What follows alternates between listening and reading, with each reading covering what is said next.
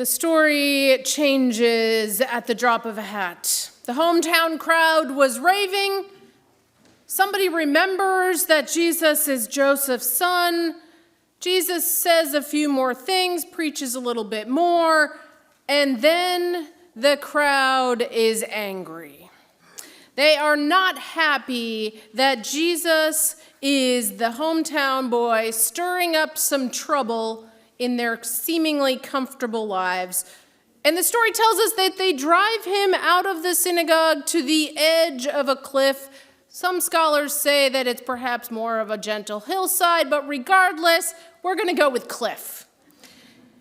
And it's here that things are a little bit dicey. Because truth be told, if the crowd had pushed Jesus off the cliff, we probably would not be here today. Because that would have been the end of that, and we would never really have heard about this guy named Jesus. But instead, the story tells us that he doesn't really stir up any more trouble. He doesn't rile anybody up further, and he simply walks through the crowd and goes about his way. And this is the moment in the gospel where Jesus' prophetic ministry begins, literally on the edge of a cliff. Have you ever stood on the edge of a cliff? Now, even if heights do not frighten you, there's something about standing on the edge of the cliff, and I don't care if there's a fence there or not. There's something that happens when you're standing there within your body. There's a little flutter of your stomach, perhaps your palms are a little sweaty, because one small slip and it could go very, very badly.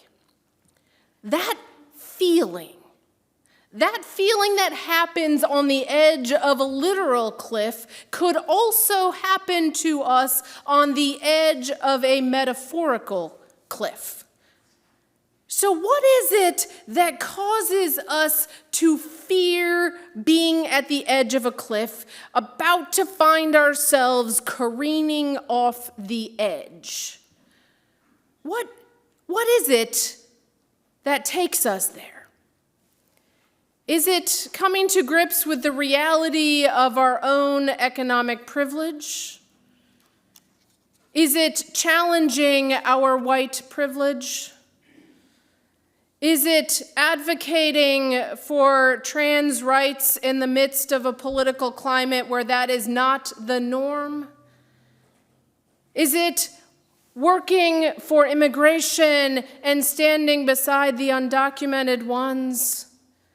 Is it even something as seemingly simple as considering inviting somebody to join you at church so that they too could find community?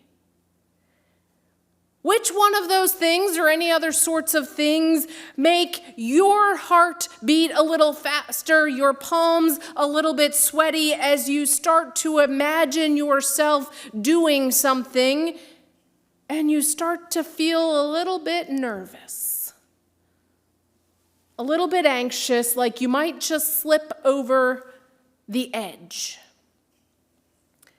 That might just be the edge of the cliff to which God is calling you.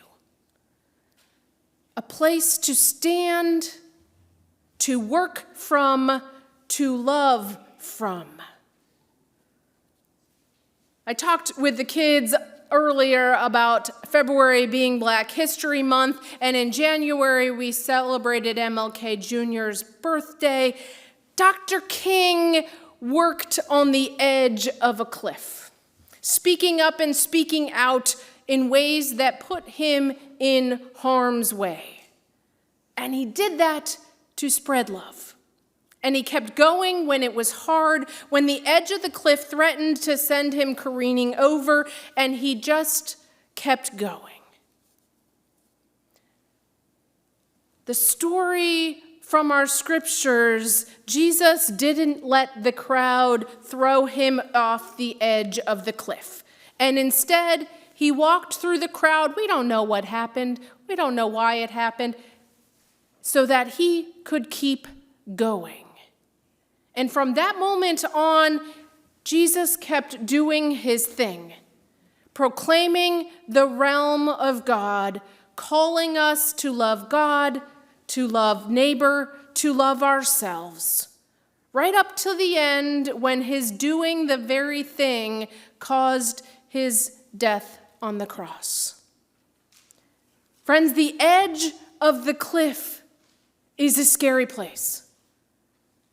And it might make our hearts race, and it might just be the place that God calls us to stand.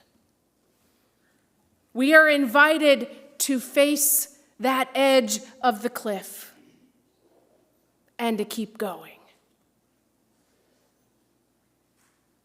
Are we ready? May it be so.